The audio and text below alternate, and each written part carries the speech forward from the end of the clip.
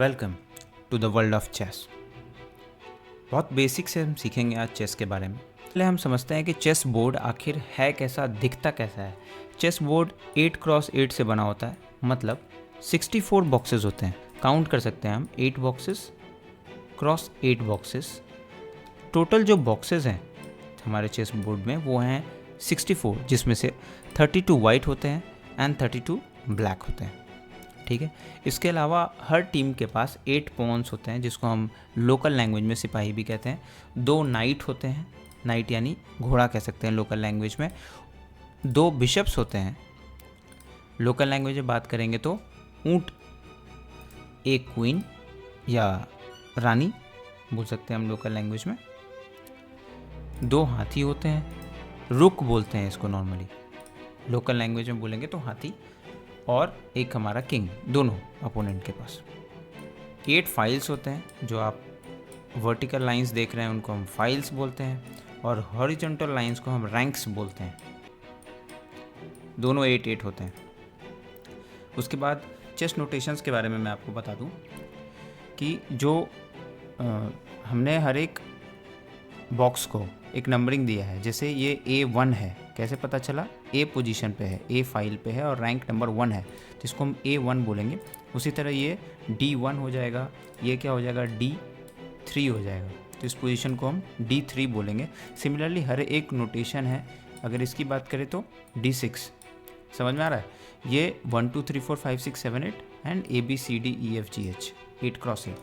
Pieces की बात कर लेते हैं। पॉन्स बोलते हैं इसको। ये सीधा मूव करता है। फर्स्ट मूव में 2 भी हम मूव कर सकते हैं, फर्स्ट मूव में 1 भी मूव कर सकते हैं। वो चॉइस है इंडिविजुअल प्लेयर की कि वो कैसे चलता है। अगर हम बात करते हैं इस पीस की, इसको हम नाइट बोलते हैं, हिंदी में बोल सकते हैं घोड़ा बोलते हैं लोकल लैंग्वेज में बात करते वक्त। तो जो घोड़े की चाल होती है वो 2.5 कदम चलता है, 2.5 स्टेप्स, एल शेप्ड इंग्लिश में बोलते हैं। तो अगर नाइट सेंटर में प्लेस्ड है तो कितने तरफ जा सकता है, कितने स्टेप्स कवर कर सकता है? 1 2 3 4 5 6 7 8। ये सारे डायरेक्शंस हैं एक नाइट के लिए। घोड़ा बोलते हैं हम लोग लोकल लैंग्वेज में। इतने तरफ ये अटैक कर सकता है एक टाइम पे सेंटर में अगर है तो। ठीक है। अभी नेक्स्ट अगर हम बात करते हैं तो हम बिशप की बात कर लेते हैं। पॉन मूव्ड, इस पोजीशन में अगर हम कंसिडर करें तो हम बिशप की बात करते हैं। बिशप हमेशा डायगोनली चलता है। लोकल लैंग्वेज में हम इसको ऊंट भी कभी कभी बोलते हैं। हमेशा डायगोनली चलेगा बिशप। हमेशा जो बिशप है वो डायगोनली मूव करेगा। ठीक है, इस तरफ मूव करेगा, मतलब इसी तरफ आप मूव कर सकते हैं, कैप्चर कर सकते हैं, या कोई भी मूवमेंट इसी डायगोनल के अराउंड आपको करने होंगे।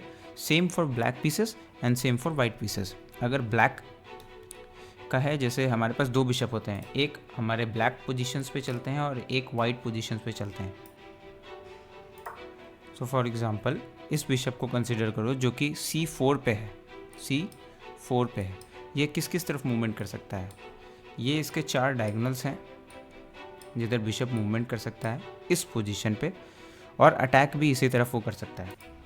सपोज जैसे इस पोजीशन पे अभी पॉन कैप्चर कर रहा है। पॉन हमेशा, पॉन जिसको हम सिपाही बोलते हैं, वो हमेशा डायगोनली कैप्चर करता है। ठीक है, 2 तरीके होते हैं पॉन के कैप्चर करने के, उसके बारे में भी हम अभी बात करेंगे। तो अभी हम पहले मूवमेंट ऑफ पीसेस सीख रहे हैं। तो मूवमेंट ऑफ पीसेस में हम देख लेते हैं कि बिशप जो है डायगोनली मूव करता है। तो रुक की मूवमेंट की बात करें तो रुक हमेशा वर्टिकल और हॉरिजॉन्टल मूवमेंट करता है। जैसे सपोज करिए मिस रुक की बात करते हैं, कौन से? C4 पोजीशन की हम बात कर रहे हैं। C4 अगेन नोटेशन हमको याद होना चाहिए। C4 कैसे? ये C पोजीशन है, ये C पोजीशन, और यहाँ से ये 4th रैंक है। C file and 4th rank है, C पोजीशन, C4 बोलते हैं हम इसको। इसकी अगर हम बात करें तो ये जो मूवमेंट कर सकता है वो अपनी चारों तरफ सीध में, एक सीध में कर सकता है। ठीक है। अगर हम इस रुक की बात करें, जिसको हम हाथी भी बोलते हैं लोकल लैंग्वेज में, जो कि अभी किस पोजीशन पे है? F5 पे है। तो उसके भी मूवमेंट ऐसे होंगे। ये 4 डायरेक्शंस में जो ये रुक है हमारा वो मूवमेंट कर सकता है। बेसिक पीसेस हमने कवर कर लिए हैं। अब तो अभी तक हमने कवर कर लिया है पॉन के मूवमेंट को, हमने कवर कर लिया है नाइट्स को, हमने कवर कर लिया है बिशप को। ठीक है, तो अभी हम सीखेंगे क्वीन के बारे में। क्वीन की मूवमेंट की बात करें, क्वीन अपने अराउंड कितने भी स्टेप्स किसी भी डायरेक्शन में चल सकता है, अनलेस अनटिल उसके सामने कोई पीसेस नहीं है।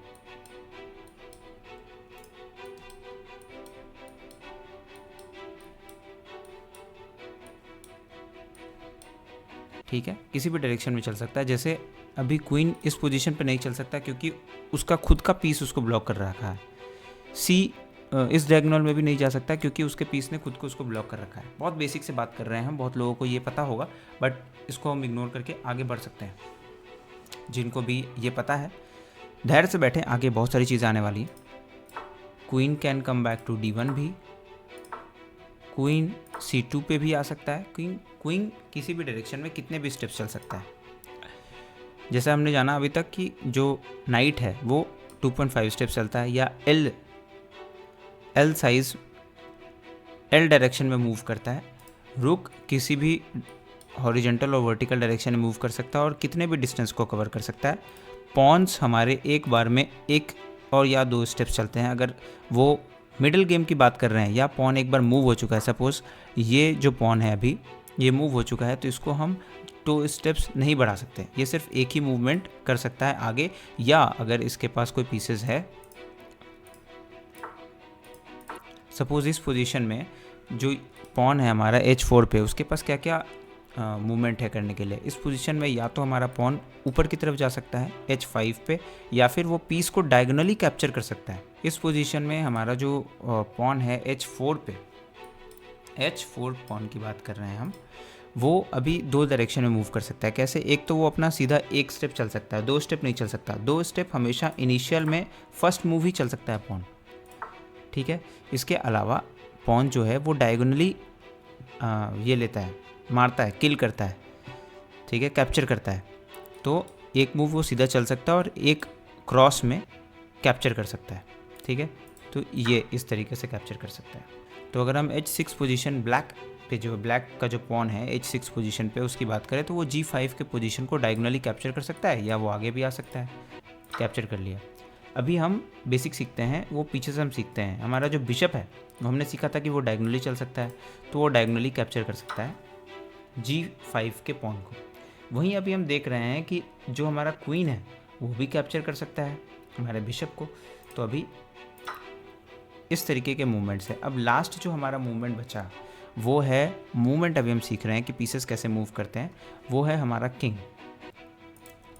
किंग जो है हमारा, जो किंग है हमारा, वो अपने अराउंड एक स्टेप किसी भी डायरेक्शन में ले सकता है। सपोज़ हम अभी वाइट किंग की बात करते हैं, तो वाइट किंग के अपने स्टेप्स के अराउंड कितना वो मूव कर सकता है। ठीक है, अगर हम इस पोजीशन की बात करें तो इस पोजीशन में वाइट किंग अपने अराउंड एक मूवमेंट कर सकता है। नीचे तो किंग के पास चलने के लिए कोई है ही नहीं रैंक, क्योंकि वो सबसे फर्स्ट रैंक पे बैठा हुआ है, तो वो इससे नीचे तो वो जा ही नहीं सकता। ऊपर और साइड में जा सकता है। उसमें भी जो D2 पोजीशन है उस पर किंग नहीं चल सकता, क्योंकि ऑलरेडी वो अंडर अटैक है क्वीन से। तो ये जो पार्ट है D2 वो कैंसिल हो गया। E1 E2 की बात करते हैं। E2 पोजीशन पे भी किंग अभी फ़िलहाल मूव नहीं कर सकता, क्योंकि उसका खुद का पॉन उस स्पेस को कैप्चर कर रखा है। अभी किंग के पास 2 प्लेसेस हैं चलने के लिए, एक तो है D1 और है F2। तो पहले तो अगर इस पोजीशन में हम किंग की बात करें तो वो किसी भी डायरेक्शन में एक स्टेप चल सकता है। ये सारे जो आप एरोज देख रहे हैं उस डायरेक्शन में किंग एक स्टेप चल सकता है। लेकिन फिर से एक चीज़ हम सीख लेते हैं अभी से ही कि जहाँ जहाँ पे चेक पड़ेगा मतलब किंग हमारा अंडर अटैक आ सकता है। जैसे अगर किंग हमारा F3 पे मूव करता है तो वो पॉन से अंडर अटैक होगा, इसलिए वो पोजीशन किंग के लिए इलीगल मूव मानी जाएगी। बाकी 3 जो यहाँ पे हमारे फर्स्ट रैंक पे हैं वो खुद के पीसेस ने कैप्चर कर रखे हैं, तो उस पर भी किंग नहीं चल सकता। किंग है वो किसी भी डायरेक्शन में एक स्टेप मूव कर सकता है। ये कहानी थी हमारे पीसेस की। मूवमेंट की बात करें तो पॉन फर्स्ट मूव पे 2 कदम भी मूव कर सकता है और 1 कदम भी मूव कर सकता है। वो चॉइस ऑफ द इंडिविजुअल है कि वो कैसे गेम की शुरुआत करना चाहते हैं। बट एक बार कोई पीस अगर मूव हो जाता है, गेम की शुरुआत कहने का मतलब जब भी वो पॉन अपनी जगह से फर्स्ट मूव हिल रहा है। जैसे अगर हम इस पॉन की बात करें, यानी E4 पॉन की अगर हम बात करें, तो वो अब सिर्फ एक पोजीशन ऊपर जा सकता है। ठीक है, अगर सपोज इस पोजीशन की बात करते हैं जहाँ पे F3 पॉन एक बार मूव कर चुका है अपनी जगह से, वो अब 2 स्टेप चलकर E5 पे नहीं जा सकता, वो अब सिर्फ एक पोजीशन आगे बढ़ सकता है और F4 पे जा सकता है। ठीक है, अगर हम बात करें F3 पॉन की, तो वो अब क्योंकि वो एक बार एक पोजीशन मूव कर चुका है, इसलिए वो 2 स्टेप आगे की तरफ नहीं मूव कर सकता, सिर्फ 1 स्टेप ऊपर की तरफ मूव कर सकता है। अगर हम यहाँ पे H2 पॉन की बात करें तो वो कितना मूव कर सकता है, वो इंडिविजुअल पे डिपेंड करेगा। बिल्कुल सही, या तो वो चाहे तो वो 2 पोजीशन भी मूव कर सकता है, वो 1 भी मूव कर सकता है। जैसे फॉर सपोज हम अभी बात करते हैं H7 पॉन के बारे में कि क्या वो पहले मूव अगर चल रहा है, पहला मूव मतलब गेम का पहला मूव नहीं, उस पॉन के लिए पहला मूव कि वो कौन सा चलना चाह रहा है, तो अगर वो इंडिविजुअल पे डिपेंड कर सकता है, वो चाहे तो अभी फर्स्ट मूव में H6 भी चल सकता है या फिर H5 भी चल सकता है। अगर वो चाहे तो फर्स्ट मूव H6 भी चल सकता है इंडिविजुअल, और वो चाहे तो H5 भी चल सकता है। अब हम समझ लेते हैं कि पॉन्स कैप्चर कैसे होते हैं। सपोज करो कि एक पोजीशन है जहाँ पे फर्स्ट मूव या किसी भी मूव में आप ऐसे कुछ पोजीशंस में आते हो जहाँ पे डायगोनली आपको पॉन मिलता है। ठीक है, अगर ये पोजीशन है तो आप कैप्चर कर सकते हो अपोनेंट के पीसेस को। ठीक है, यहाँ पे आपने सामने वाले के एक पॉन को कैप्चर कर लिया। लेकिन अगर सेम एग्जांपल में अगर अपोनेंट आपके सीध में खड़ा है तो आप पॉन को कैप्चर नहीं कर सकते। This are the rule of chess. ठीक है, पॉन ऐसे ही कैप्चर करता है। एक और पोजीशन होता है कैप्चर होने का, वो है एन पैसों बोलते हैं उसको। अगर आपका जो पॉन है वो 5th रैंक तक पहुंच चुका है और अपोनेंट सडनली 5th रैंक पे अपना पॉन रख दे, इस पोजीशन में पॉन के पास एक ऑप्शन होता है, या तो वो अपने आप को वहीं रहने दे, इंडिविजुअल की चॉइस है, उसको नहीं किल करना वो नहीं किल करेगा, बट वो चाहे तो वो कैप्चर कर सकता है कौन से पॉन को, D5 पॉन को इस पोजीशन में यहाँ रख। तो होगा क्या इस पोजीशन में, जो E5 का पॉन है वो D6 पे चला जाएगा और D5 पे जो ब्लैक का पॉन था, D5 पे जो ब्लैक का पॉन था वो कैप्चर हो जाएगा। This is how pawns move करते हैं। बिशप्स हमेशा डायगनली मूव करते हैं, अपने कलर पे ही मूव करेंगे। अगर वाइट का बिशप है तो वाइट में ही डायगोनल मूव करेगा। कैप्चर कैसे कर सकता है, उस डायगोनल पे जो भी पीसेस आएंगे उसको कैप्चर कर सकता है। ऑफ कोर्स अपोनेंट के पीसेस को ही कैप्चर करेगा, खुद के पीसेस को तो कैप्चर करेगा नहीं। तो अभी इस सिचुएशन में जो हमारा बिशप है वो F7 पॉन को कैप्चर कर सकता है। हालांकि वो कैप्चर बैक हो जाएगा इस पोजीशन में। इस पोजीशन में जो बिशप है हमारा C4 पे वो कैप्चर कर लेगा F7 पॉन को। और जैसा हमने बताया था कि जो किंग है वो एक स्टेप किसी भी मूवमेंट डायरेक्शन में मूवमेंट और कैप्चर कर सकता है, तो वो बिशप को कैप्चर कर लेंगे।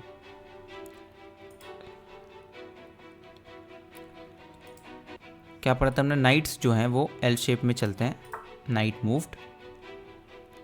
मूव्ड। और नाइट का जो कैप्चर है वो भी अपने अराउंड L स्टेप्स में ही करता है। जैसे ये जो पॉन है अभी किस पोजीशन पे, E5 पोजीशन पे, उसको हमारा जो नाइट है F3 पे वो कैप्चर कर सकता है।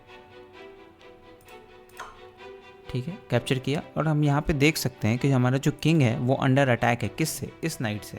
हाउ, क्योंकि ये इसके 2.5 स्टेप्स के रेंज में आ रहा है। तो अभी जो हमारा नाइट है E5 पे वो हमारे किंग को अटैक कर रहा है F7 पे, तो हमारे किंग को अभी मूव करना होगा। अभी किंग के पास कौन कौन से स्टेप्स है चलने के लिए, यहाँ चल सकता है, यहाँ चल सकता है, पीछे नहीं जा सकता क्योंकि पीछे हमारा ऑलरेडी बिशप है, सामने भी आ सकता है, इधर भी आ सकता है, इधर भी आ सकता है, इधर भी आ सकता है। तो जो 2 पोजीशंस है, एक तो हमारा F8 जहाँ पे बिशप बैठा हुआ है, और G6 जो कि पॉन बैठा हुआ है, ब्लैक का ही पॉन बैठा हुआ है। इस दो पोजीशंस पे हमारा किंग नहीं आ सकता, तो किंग को किसी एक पोजीशन से मूव करना होगा। ये था बेसिक मूवमेंट नाइट का।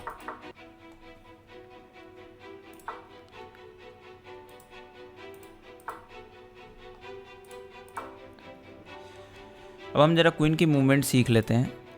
क्वीन किसी भी डायरेक्शन में मूव कर सकता है, n नंबर ऑफ स्टेप्स चल सकता है।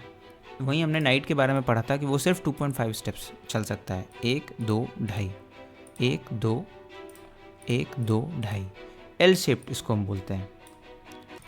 ठीक, सपोज अभी हमारा बिशप C5 बिशप की बात कर लेते हैं, तो वो D5 पे आ सकता है, E3 को कैप्चर कर सकता है, हालांकि वो कैप्चर बैक हो जाएगा। एक पोजीशन पीछे जा सकता है, यानी B6 पे जा सकता है, अपने ओरिजिनल डायगोनल पे भी किसी भी तरफ मूवमेंट कर सकता है।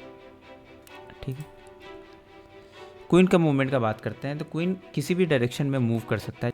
E5 को उसको हमारा क्वीन कैप्चर कर सकता है, H7 के पॉन को कैप्चर कर सकता है, हालांकि वहाँ पे रुक से कैप्चर बैक हो जाएगा। F7 को भी कैप्चर कर सकता है, वहाँ पे किंग का कैप्चर हो जाएगा, बट ये उसके रेंज में है। इन सभी मूवमेंट्स को वो चल सकता है, यहाँ यहाँ यहाँ डायगोनल भी चल सकता है, हॉरिजॉन्टल भी चल सकता है, किसी भी डायरेक्शन में चाहे तो जो हमारा क्वीन है वो चल सकता है। और वो कैप्चर भी ऐसे करता है, जैसे हमारा जो पॉन है E5, उसको हमारा क्वीन अभी इस पोजीशन में इजीली कैप्चर बैक कर सकता है। फिर से हम यहाँ पे देख सकते हैं कि अभी जो हमारा किंग है यहाँ पे वो अंडर अटैक आ गया है। अभी इस पोजीशन पे हमारे किंग को मूव करना होगा, या तो हमारा किंग मूव कर सकता है। अभी क्या हमारा किंग ऊपर आ सकता है क्या? नहीं आ सकता, क्योंकि that will still be under check, अभी भी वो थ्रेट में ही रहेगा क्वीन से। तो या तो हम अपने किंग को इस टाइम पे मूव कर सकते हैं, या फिर हमारे पास दूसरा ऑप्शन है कि हम किंग को सेफगार्ड कर लें अटैक से। जैसे हमारा बिशप वापस जाके ब्लॉक कर सकता है अटैक क्वीन का। अगर अभी हमारा क्वीन जो है, वाइट का क्वीन अगर ब्लैक को कैप्चर करता है, तो ब्लैक आराम से वाइट के क्वीन को कैप्चर बैक कर सकता है। यहाँ पे भी दो ऑप्शन है, या तो क्वीन से कैप्चर किया जा सकता है, या फिर हमने पढ़ा था, हम जानते हैं कि जो हमारा नाइट है वो भी 2.5 स्टेप चलता है, तो वो भी वाइट के क्वीन को कैप्चर कर सकता है। आई होप अभी तक चेस के बेसिक्स आपको क्लियर हो चुके होंगे कि पीसेस कौन से हैं, फाइल्स क्या होते हैं, रैंक्स क्या होते हैं, कितने पीसेस हैं, कौन कौन से पीसेस हैं, कैसे मूवमेंट होता है और कैसे कैप्चर करते हैं। ये बेसिक डिटेल हमने सीखी आज।